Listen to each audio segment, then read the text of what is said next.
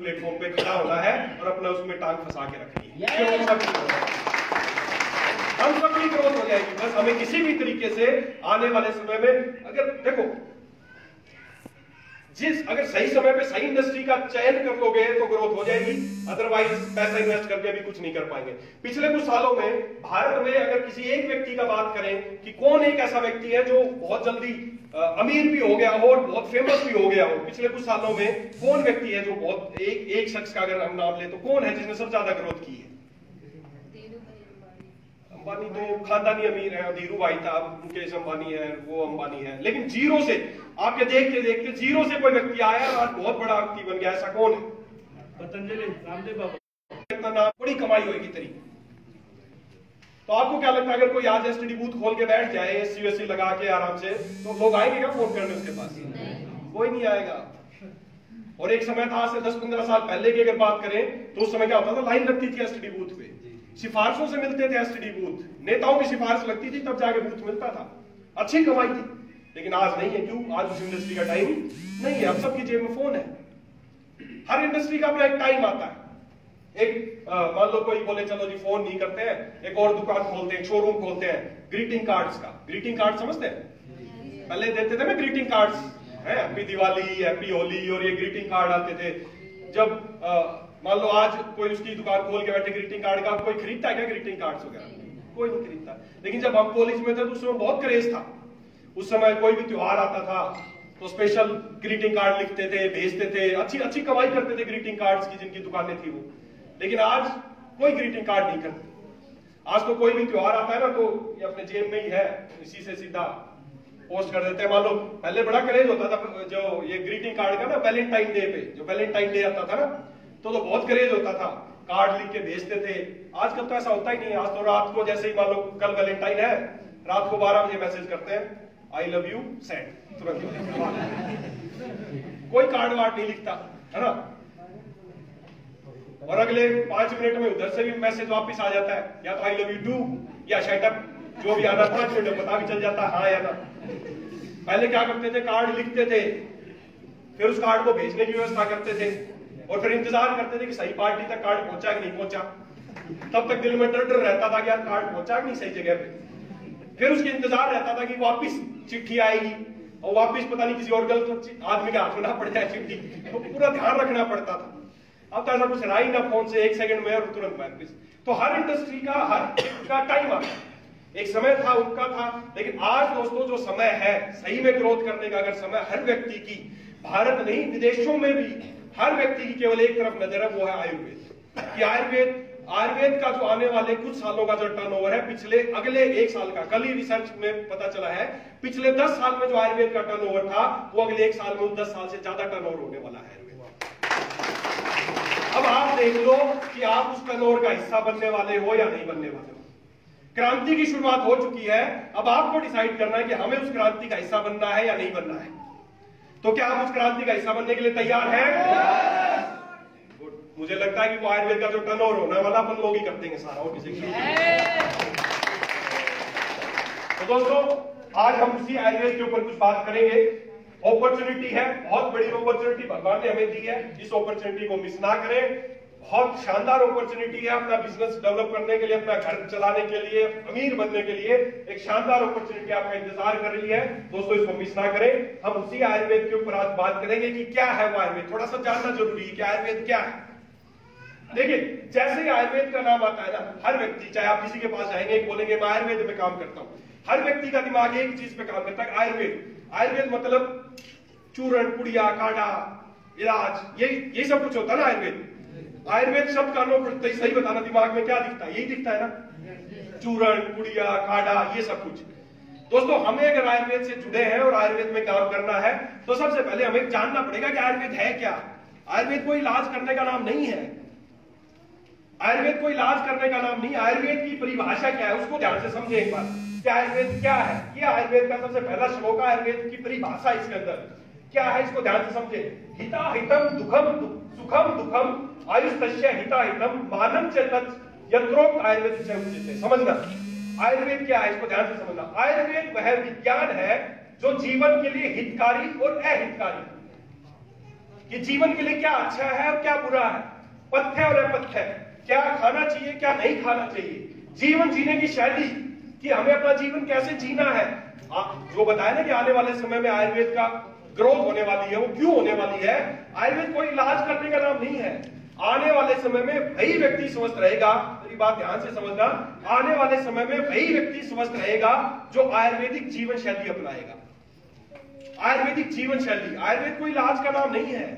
आयुर्वेदिक एक जीवन शैली है, एक विज्ञान है, जीवन जीने का तरीका है।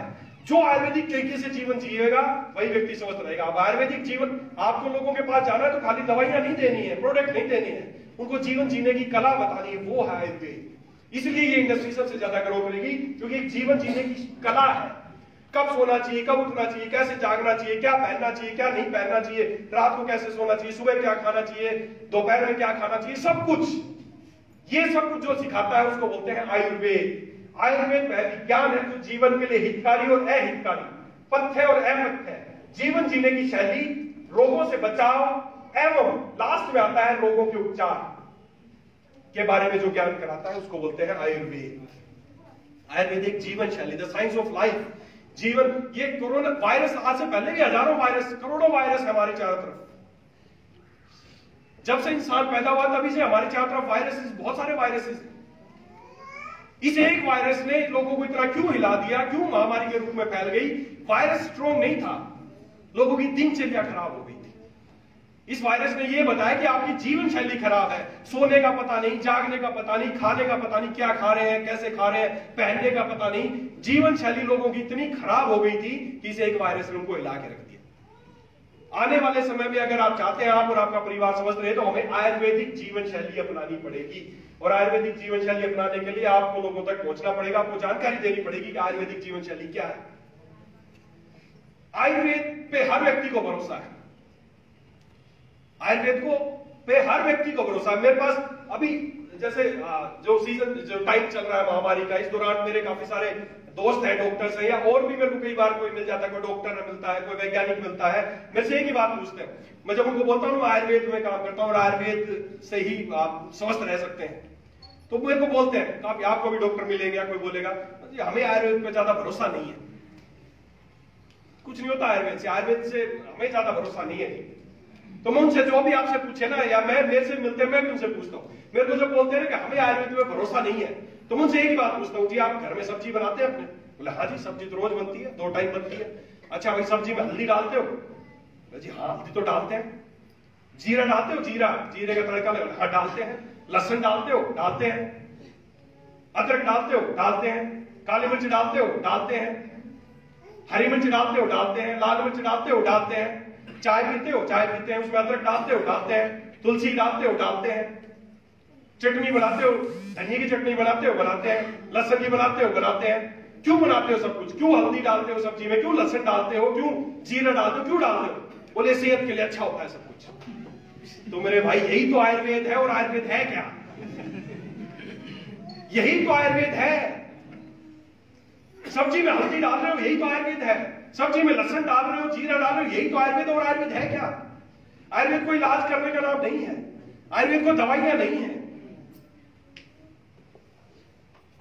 जो भी व्यक्ति आपको बोले ना आयुर्वेद भरोसा नहीं, पूछना कि घर में चाय पीता है या नहीं पीता है, सब्जी में हल्दी डालता है या नहीं डालता है, अपने आप पता चल जाएगा आयुर्वेद को भरोसा है या नहीं है उसको। आयुर्वेद ही है जो लोगों को स्वस्थ रख सकता है, और हर व्यक्ति को आने वाले समय में आयुर्वेद पे ही भरोसा करना पड़ेगा। यही वो इंडस्ट्री है जो उनको स्वस्थ रख सकती है। तो आयुर्वेद को हमें जानना है कि आयुर्वेद क्या है। आयुर्वेद विश्व की प्राचीनतम चिकित्सा पद्धति है, सबसे प्राचीन चिकित्सा पद्धति आयुर्वेद है पूरे विश्व की। आयुर्वेद चिकित्सा स्थायी आराम देती है, जिसका कोई दुष्परिणाम नहीं है। आयुर्वेद मात्र एक चिकित्सा प्रणाली नहीं है, अपितु जीवन जीने का संपूर्ण शास्त्र है। सीधी सी बात है, जीवन जीने का संपूर्ण शास्त्र अगर कोई है तो वो आयुर्वेद है। और आपको गर्व करना चाहिए कि आप उसी जीवन जीने के शास्त्र, जो आयुर्वेद, जो life of science of life है, जो आप उसी आयुर्वेद से जुड़े हैं। गर्व कीजिए अपने आप पे। हम कहीं बाहर जाते हैं, बोले जी मैं तो देसी इलाज आयुर्वेदिक, अरे ऐसे नहीं, बोलो जी मैं आयुर्वेद से जुड़ा हूं। गर्व महसूस करो कि आप दुनिया की सबसे प्राचीनतम चिकित्सा प्रणाली से जुड़े हुए इंसान हैं। आपके हाथ में है। आने वाला समय आपके ही हाथ में है। आप ही लोगों को बता पाएंगे कि स्वस्थ कैसे रहना है। जो लोग आयुर्वेद से जुड़े हैं उन्हीं लोगों की ग्रोथ होने वाली है, क्योंकि आने वाला समय केवल आप लोगों पर निर्भर करता है। लेकिन उसके लिए पहले आप लोगों को जानकारी लेनी होगी कि आयुर्वेद क्या है और कैसे हम उसको लोगों को खुद स्वस्थ रह सकते हैं और कैसे लोगों को स्वस्थ बना सकते हैं। तो हम लोग आयुर्वेद से जुड़े हैं, दोस्तों गर्व महसूस कीजिए कि हम आयुर्वेद से जुड़े इंसान हैं। अपने आप पे शर्म महसूस या छुप के रहने की जरूरत नहीं है। मैं तो, मेरे को बड़े बड़े डॉक्टर मिलते हैं, बड़े बड़े, कोई कार्डियोलॉजिस्ट है, अभी इस दौरान लॉकडाउन के दौरान, स्पेशली कोरोना के दौरान मेरे दोस्त है कार्डियोलॉजिस्ट है एम्स हॉस्पिटल में। उनसे एक ही बात पूछता हूँ कि तुम्हारे पास ये जो कोरोना पॉजिटिव वगैरह ये आते हैं, तुम आईसीयू में एडमिट करते हो, क्या देते हो इनको आप?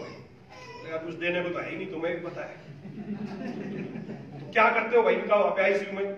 बोले इनको नींबू वाली चाय पिलाते हैं, जीरे का पानी उबाल के पिलाते हैं, इनको अंडे खिलाते हैं, इनको स्पेशली दिन में 4-5 बार नींबू पानी पिलाते हैं, जीरे का पानी उबाल के पिलाते हैं, अदरक वाली चाय पिलाते हैं।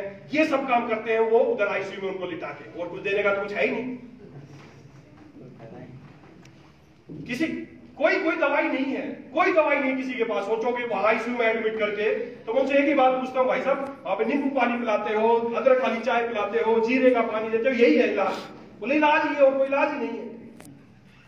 तो मैं यार ये काम तो आदमी घर में ही कर लेगा, साला कई लाख रुपए लगा के आईसीयू में जाके नींबू वाली चाय पिएगा, एक तो घर में ही पी लेगा नींबू वाली चाय, तो है ना। तो हमें इस चीज को देखना है। अगर आपको अपने घर में चाय पीनी है तो 5 रुपए की पड़ जाएगी, और वही चाय आपको उधर आईसीयू में जाकर पियोगे तो 1.5 लाख रुपए की एक चाय पड़ेगी। और डिपेंड आप पे करता है कि आप कहां पे चाय पीना चाहते हैं, है ना। बोले जी यहाँ पे बेड बहुत महंगा है इस हॉस्पिटल में। मेरे को आज तक समझ नहीं आया, साला बेड इतना महंगा बेड क्या सोने का बेड बना गया? 1 लाख रुपए रोज का किराया है। इससे अच्छा बेड तो अपने घर पे वहां पे लेटो ना, आराम से चाय पिलाओ। इतने लाखों रुपए खर्च करके हॉस्पिटल में लोग जा रहे हैं, क्या करने? चाय पीने, नींबू पानी पीने। बताओ भाई, अरे इतना खर्चा, उसका आधा खर्चा तो अपनी घरवाली पे कर दोगे ना, तो बड़ी तैयार होके और बड़े तरीके से चाय पिलाएगी आपको, खुश हो जितना उनको दे के आ जाए। तो दोस्तों आयुर्वेद है जो आपको बचा सकता है। किसी जगह कोई इलाज, वायरस, इस वायरस की जब बात करते हैं, वायरस जो भी 3 ही चीजें जो इंसान को बीमार कर सकती हैं, बैक्टीरिया कर सकता है, वायरस कर सकती है या फंगस कर सकती है। इनको बोलते हैं रोगाणु। 3 ही चीजें जो इंसान को बीमार कर सकती हैं, समझे? बैक्टीरिया, फंगस या वायरस। बैक्टीरिया से बहुत सारी बीमारियां होती है, जैसे टाइफाइड होता है, टीबी होती है, बहुत सारी बैक्टीरियल बीमारियां होती हैं। फंगस से भी बहुत तरह की बीमारियां होती है, और वायरस से भी बहुत तरह की, जैसे स्वाइन फ्लू, चिकनगुनिया, डेंगू, ये सब वायरस से होने वाली बीमारियां हैं। ये 3 ही चीजें जो इंसान को बीमार कर सकती हैं। साइंस ने तरक्की की, वैज्ञानिकों ने तरक्की की, साइंस ने तरक्की की, डॉक्टर्स ने तरक्की की, और तरक्की के साथ साथ क्या हुआ कि बैक्टीरिया के अगेंस्ट उन्होंने बहुत सारी दवाइयां बनाई, एंटीबायोटिक्स जिनको आप बोलते हैं। बहुत तरह की एंटीबायोटिक्स बनाई, तरह तरह की रिसर्च हुई, तरह तरह की एंटीबायोटिक्स बनी, और काफी हद तक एंटीबायोटिक्स आने के बाद जो बैक्टीरिया से होने वाली बीमारियां था उनमें काफी कमी आई। पहले बहुत महामारी फैलती थी, हैजा फैल जाता था, ये होता था, वो चीजों में काफी कमी आई, ये मैं मानता हूं। फंगस, दूसरी फंगस के अगेंस्ट भी वैज्ञानिकों ने खोज की, और फंगस को मारने की बहुत सारी दवाइयां उन्होंने बनाई, फंगिसाइडल बनाई, बहुत तरह की दवाइयां उन्होंने विकसित की। लेकिन तीसरा जो चीज है ना, वायरस, इस साइंस ने कितनी भी तरक्की कर ली हो आज तक, वैज्ञानिकों ने कितनी भी तरक्की कर ली हो आज तक किसी भी तरह के वायरस को मारने की कोई दवाई नहीं बना पाए हैं। कोई दवाई नहीं है डॉक्टर्स के पास, वैज्ञानिकों को इस वायरस के अगेंस्ट आज तक कोई दवाई नहीं है। दवाई तो बहुत दूर की बात है दोस्तों, आज तक वैज्ञानिक ये डिसाइड नहीं कर पाए हैं कि इस वायरस को, जो वायरस जो है, इसको सजीव चीज माने या निर्जीव चीज माने। इसकी कुछ प्रॉपर्टी निर्जीव चीज जैसी दिखती है, कुछ प्रॉपर्टी इसकी सजीव चीजों जैसी दिखती है। आज तक वैज्ञानिक इस कस्मकश में है कि इसको सजीव की कैटेगरी में रखे या निर्जीव की कैटेगरी में रखे। इलाज तो बहुत बात की बात है, पहले तो डिसाइड ही नहीं हुआ कि है क्या चीज वायरस। आज तो कोई भी वायरस, इस धरती पे मैं आपको एक चीज बता दूं, वायरस के अगेंस्ट कोई दवाई नहीं है, कोई दवाई नहीं, किसी के पास कोई दवाई नहीं है किसी वायरस के प्रति। वायरस को लड़ने की क्षमता, वायरस को हराने की क्षमता केवल और केवल एक व्यक्ति के पास है, जो किसी भी तरह के वायरस को हरा सकता है, और वो है आप खुद। जब भगवान ने हमें यहां पैदा किया, जब भगवान ने हमें यहां पैदा किया उसी समय हमारे चारों तरफ बहुत सारे बैक्टीरिया, बहुत तरह के वायरस मौजूद थे। कुछ नई चीज नहीं बनी है वायरस, कोई नई चीज नहीं है, तब से इस सृष्टि में मौजूद है। और सभी तरह के वायरस, सभी तरह के बैक्टीरिया, सभी तरह के फंगस, इन सभी तरह की बीमारियों से लड़ने की क्षमता भगवान ने हमारे शरीर के अंदर ही दी है, जिसको बोलते हैं हम हमारी रोग प्रतिरोधक क्षमता या हमारी इम्यूनिटी। केवल आपकी इम्यूनिटी है जो आपको किसी भी बीमारी से बचा सकती है। जब भगवान ने हमें यहां पैदा किया था ना, तो भगवान ने नहीं सोचा था इसको किसी दवाई की आवश्यकता पड़ेगी। दवाई की आवश्यकता नहीं है। मैं पहले भी बता चुका हूं, फिर बताता हूं। दवाई जो शब्द है ना, दवाई शब्द सुना ना आपने? दवाई शब्द ही गलत है। दवाई क्या है? दवाई हम बोलते हैं कि दवाई बीमारी ठीक करने की चीज है। दवाई ठीक करने की चीज नहीं है। दवाई शब्द का जो शाब्दिक अर्थ है ना दवाई का, वो पता क्या है? दवाई का मतलब पता क्या होता है? दवाई का जो शाब्दिक अर्थ है वो है मारना, मारने की चीज। दवाई हमेशा मारने की चीज को कहा जाता है। जैसे फॉर एग्जांपल मैं पहले भी बता चुका हूं, जैसे मच्छर की दवाई आती है, वो क्या काम आती है? मच्छरों को ठीक करती है क्या? चूहे की दवाई क्या काम आती है? चूहों को मारती है। फसल पे दवाई डालती हो, क्या काम करती है? कीड़े मकोड़ों को मारती है। दवाई शब्द मारने के लिए इस्तेमाल किया जाता है। दवाई हमेशा मारने की चीज को कहा जाता है। दवाई कभी ठीक करने की चीज नहीं होती। जब भगवान ने हमें बनाया था तो भगवान ने नहीं सोचा था कि इसको किसी दवाई की आवश्यकता पड़ेगी। दवाई नहीं है ये जो एलेक्स के जो प्रोडक्ट है या जो भी आयुर्वेदिक जो चीजें हैं, ये दवाई नहीं है। आपको दिमाग में बैठा, दवाई नहीं है। दवाई तो मारने की चीज को कहा जाता है। भगवान ने हर तरह की बीमारी से लड़ने की क्षमता हमारे शरीर में दी है, और उसके बावजूद भगवान ने हमारे चारों तरफ ऐसे खाने पीने की चीजों को पैदा किया, आपके घर में ऐसी चीजों को पैदा किया जिनको खा के आपकी जो क्षमता है आप उसको बढ़ा के रख सकें या उसको और इंप्रूव कर सकें। और उन्हीं खाने पीने की चीजों का नाम है आयुर्वेद। ये कोई दवाई नहीं है। आपके घर में हल्दी रखी है, कोई दवाई नहीं है। आपके घर में जीरा है, कोई दवाई नहीं है। लहसुन रखा है, कोई दवाई नहीं है। लाल मिर्च रखी है, कोई दवाई नहीं है। धनिया है, कोई दवाई नहीं है। ये सब कुछ आयुर्वेद है। यही उन्हीं आयुर्वेद को हमने मॉडर्नाइज करके जो एलेक्स के जो प्रोडक्ट आपके सामने रखे हैं, वही आयुर्वेद जो आपके चारों तरफ है, जिसको रॉ फॉर्मेट में था, जिसको लेना मुश्किल था, बनाना मुश्किल था, हमने बस क्या किया? हमने अपना दिमाग कुछ नहीं लगाया। Alex world class product private limited में हमने क्या किया है? उन्हीं आयुर्वेद को जो रॉ फॉर्मेट में था, कच्चे फॉर्मेट में था, जिसको लोग ले नहीं पाते थे, समझ नहीं पाते थे, हमने उसको मॉडर्नाइज करके आपके सामने पेश किया है। आयुर्वेद तो ये दवाई नहीं है, दवाई नहीं है। ये वो खाने पीने की चीजें हैं जो भगवान ने हमारे लिए बनाई हैं। और इसीलिए आयुर्वेद को प्रमोट करने के लिए, आयुर्वेद को किसी को भी बताने के लिए आपको कोई डिग्री या लाइसेंस लेने की आवश्यकता नहीं है। समझना इस चीज को। इसीलिए इसको लाइसेंस फ्री किया गया आयुर्वेद को, क्योंकि सुरक्षित चीज है। इससे किसी को कोई नुकसान नहीं है। इसको कई लोग बोलते हैं जी आप तो डॉक्टर हो, आप बता देते हो, और कैसे बताएं? अरे कोई डॉक्टर डिग्री लेने की जरूरत नहीं है आपको। आयुर्वेद दवाई नहीं है, सुरक्षित चीज है। इससे किसी का नुकसान नहीं होता, इससे लोग बस स्वस्थ हो सकते हैं। इसीलिए इसको लाइसेंस फ्री किया गया है। लाइसेंस उस चीज के लिए चाहिए जो खतरनाक, समझना एक चीज। एक व्यक्ति फूल बेचता है, बेचारा रेहड़ी लगा के कहीं फूल बेच रहा है, और दूसरा व्यक्ति जो बारूद बेचता है, बंदूक बेचता है, बारूद बेचता है, गोली बेचता है। लाइसेंस की आवश्यकता किसको पड़ेगी?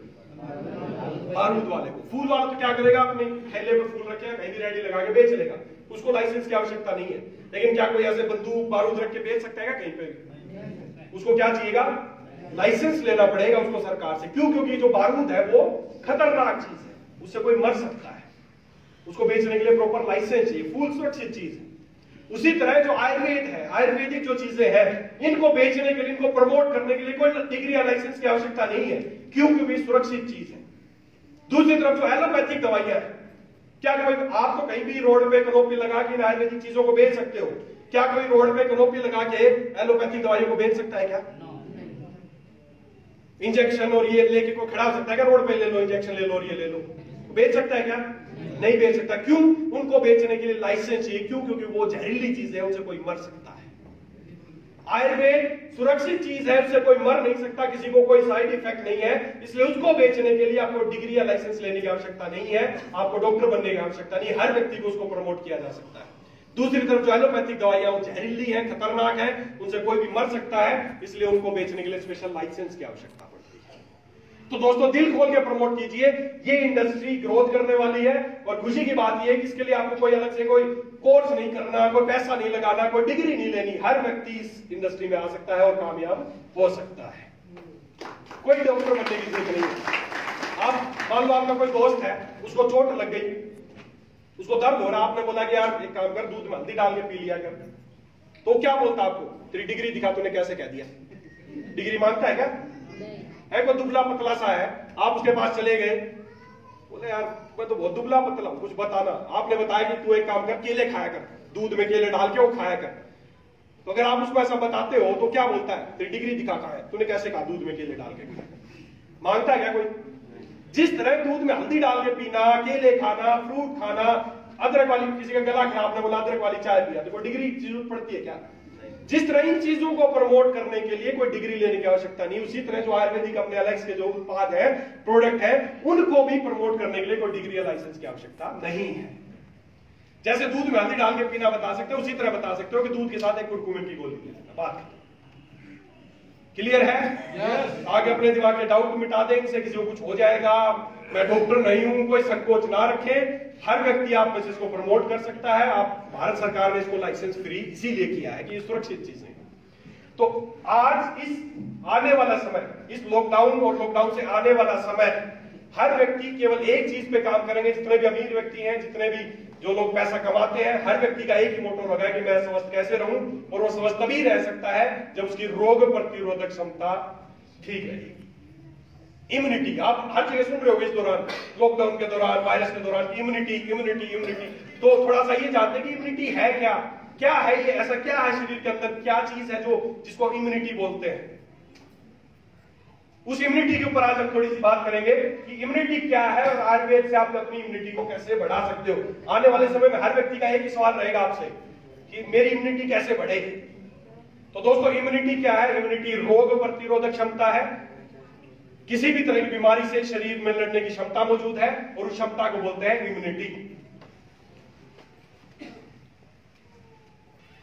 जिस तरह किसी भी शहर में, मान लो ये रांची है, रांची में पूरा एक, यहाँ पे शहर को बचाए रखने के लिए पूरा एक डिफेंस सिस्टम होता है ना। यहाँ पे कोई एक, जैसे डिस्ट्रिक्ट है तो यहाँ पे कोई एक कलेक्टर होगा, यहाँ पे फिर एसपी होंगे, फिर डीएसपी होंगे, फिर सिपाही होंगे, कोई इंटेलिजेंस टीम के लोग होंगे, कोई ट्रैफिक पुलिस वाले होंगे। इस तरह करके पूरा एक डिफेंस सिस्टम काम करता है उस शहर को बचाए रखने के लिए। उसी तरह भगवान ने जो आपको शरीर दिख रहा है, ये तो हम सबको पता है कि यहाँ पे 2 किडनी होती है, एक लीवर होता है, एक पेट होता है, इतनी हड्डी होती है, इतनी मांसपेशी होती है, एक ब्रेन होता है, 2 आंखें होती है, सबको दिखता है। लेकिन इन सब के अलावा हमारे शरीर में एक बहुत बड़ा डिफेंस सिस्टम काम करता है और उस डिफेंस सिस्टम को बोलते हैं रोग प्रतिरोधक क्षमता। उसमें बहुत तरह के सैनिक होते हैं, तरह तरह के ये सारे सैनिक हैं जो हमारे शरीर के अंदर मौजूद है। हर सैनिक का अपना कुछ काम है। कोई सैनिक मारने का काम करता है, कोई सफाई का काम करता है, कोई सूचना देने का काम करता है। ये शरीर के अलग अलग सेल्स हैं जो अलग अलग तरह का रोल निभाती हैं। ये सेल्स हमारी WBC जो व्हाइट ब्लड सेल्स है उसके अलग अलग पार्ट्स हैं। ज्यादा नाम याद रखने की जरूरत नहीं है, लेकिन फिर भी आपका एग्जाम्पल के लिए बता दूं, इस तरह की सारी तरह की सेल है। किसी का काम है खाना, किसी का काम है डराना, किसी का काम है भगाना, किसी का काम है मेमोरी सेव करना, किसी का काम कुछ है। ये सारी अलग अलग तरह की डिफेंस सिस्टम है जो हमारे शरीर में काम करता है। हमारा शरीर में इतना पावरफुल डिफेंस सिस्टम है दोस्तों, अगर आप इसको जान लेंगे ना तो किसी बीमारी से लड़ने की आवश्यकता नहीं है। खांसी जुकाम से लेके कैंसर तक हर तरह की बीमारी से लड़ने की क्षमता भगवान ने शरीर के अंदर ही दी है। हर तरह की सेल्स, हर तरह की चीजें हैं। आपने देखा होगा फॉर एग्जाम्पल, जैसे मान लो किसी को पैर में फोड़ा फुंसी हो जाए, चोट लग जाए, तो यहाँ पे क्या होता है, गांठ खुल जाती है ना। आजकल तो थोड़ी कम होगी, पहले फोड़े फुंसी ज्यादा होते थे तो यहाँ पर गांठ खुल जाती थी। क्यों होता था? वो डिफेंस सिस्टम है। हाथ में कुछ हो जाता तो यहाँ पे गांठ फूल जाती थी, फूलती थी या नहीं फूलती थी? क्या था वो? डिफेंस सिस्टम है। जुकाम हो जाता है तो ये हो जाता है टॉन्सिल्स। क्या है ये आपका शरीर का डिफेंस सिस्टम है। कैसे है? यहाँ पर इंफेक्शन हो गया, अब वो इंफेक्शन ऊपर जाना चाह रहा है शरीर को में बढ़ने के लिए, तो यहाँ पर भगवान ने बैरिकेड्स लगा रखे हैं। जैसे पुलिस के बैरिकेड होते हैं ना जगह जगह, शरीर में हर लेवल पे बैरिकेड्स है। यहाँ पे इंफेक्शन होगा तो बैरिकेड लगा हुआ है। यहाँ पर सेल्स है, ये वाली सेल्स है मैक्रोफेजेस, ये बैठी है यहाँ पर। ये क्या करेंगी? उस इंफेक्शन को खा जाएंगी और यहाँ पर जो गांठ है वो फूल जाएगी उस इंफेक्शन को खा के, ताकि वो इंफेक्शन यहीं रुक जाए, ऊपर शरीर में ना जा पाए। उसी तरह अगर हाथ में इंफेक्शन हो गया तो यहाँ पर रोक लेंगे। यहाँ पे इंफेक्शन हो गया, जुकाम हो गया आपको, वही जुकाम अब आपकी छाती में जाना चाहता है, वो इंफेक्शन आपको निमोनिया करना चाहता है, तो यहाँ पर बैरिकेड लगे जिनको बोलते हैं टॉन्सिल्स, गंठू। वो टॉन्सिल्स क्या करते हैं, उस इंफेक्शन को खा के और फूल जाते हैं ताकि वो इंफेक्शन आपकी छाती में ना जा पाए।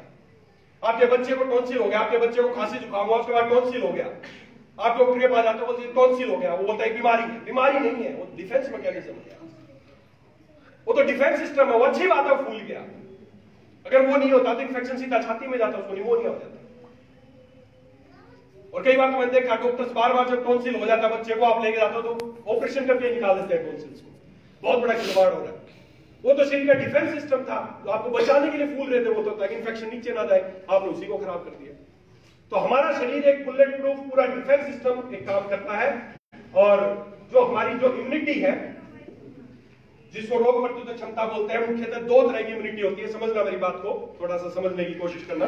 दो तरह की इम्यूनिटी होती है, एक इनेट इम्यूनिटी और एक एक्वायर्ड इम्यूनिटी। ये बड़ी काम आएंगी, अब आने वाले समय में इसी चीज का टाइम है, लोग इम्यूनिटी के बारे में जानना चाहेंगे। तो दो तरह की इम्यूनिटी होती है। इनेट इम्यूनिटी जो जन्मजात इम्यूनिटी, जो भगवान ने जब हमें पैदा किया तो हमारे अंदर जो रोग प्रतिरोधक क्षमता थी, भगवान ने दे के भेजा, उसको बोलते हैं इनेट इम्यूनिटी या जन्मजात इम्यूनिटी। दूसरी है एक्वायर्ड इम्यूनिटी। एक्वायर्ड मतलब जो किसी बीमारी के प्रति उसको हरा के हम इम्यूनिटी बना लेते हैं, उसको बोलते हैं एक्वायर्ड इम्यूनिटी। जैसे मान लो आप किसी को कोरोना, मेरे को इस लॉकडाउन लगभग 7-8 महीने में 2 बार मेरे को कोरोना पॉजिटिव हो चुका हूं। मेरी दोनों बार की रिपोर्ट आपको दिखा दूंगा। मेरे को 2 बार कोरोना हो चुका है। तो जब कोरोना हुआ, उस कोरोना से मेरे शरीर ने लड़ाई लड़ी, और उस लड़ाई लड़ने के बाद उसके प्रति, उस वायरस के प्रति मेरे शरीर में इम्यूनिटी बन गई, रोग प्रतिरोधक क्षमता बन गई, उसको बोलते हैं एक्वायर्ड इम्यूनिटी। जो पर्टिकुलर किसी भी बीमारी से हम लड़ते हैं, उसके प्रति जो पैदा हो जाती है उसको एक्वायर्ड इम्यूनिटी, और जो जन्मजात हमारे अंदर इम्यूनिटी है उसको बोलते हैं इनेट इम्यूनिटी। क्लियर है? इसको हम थोड़ा सा वीडियो से भी समझ सकते हैं कि ये इम्यूनिटी किस तरह का, आपको थोड़ा सा आइडिया लगेगा।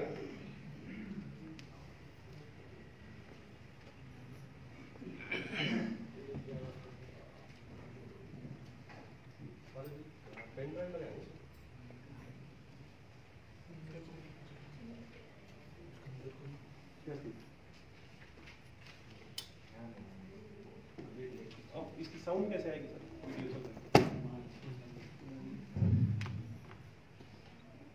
बीमार नहीं होते, यहाँ तक कि हम इन वायरस और माइक्रो ऑर्गेनिजम्स पर ध्यान तक नहीं देते। लेकिन शायद आप नहीं जानते होंगे कि आपके फोन पर भी 7000 से ज्यादा अलग अलग टाइप के वायरस और बैक्टीरिया रहते हैं जो आपको बीमार भी कर सकते हैं। तो फिर हम रोज बीमार क्यों नहीं होते, और हम इन खतरनाक वायरस और बैक्टीरिया से बच कैसे जाते हैं? असल में ये काम हमारा इम्यून सिस्टम करता है, जो लगातार हमारी बॉडी को स्कैन करके इन बैक्टीरिया और वायरस से सेफ रखता है। लेकिन ये इम्यून सिस्टम काम कैसे करता है और ये कैसे हमें रोज हजारों वायरस और बैक्टीरिया से बचाता है, ये जानने के लिए हमारे साथ बिल्कुल एंड तक बने रहें। तभी आप इम्यून सिस्टम की वर्किंग और इसकी इम्पोर्टेंस को अच्छे से समझ पाएंगे। लेकिन वीडियो शुरू करने से पहले अगर आप हमेशा नई चीजों को लेकर क्यूरियस रहते हैं तो चैनल सब्सक्राइब करना ना भूलें और बेल आइकन को दबाएं ताकि हमारे सभी नए से पहले मिल पाए।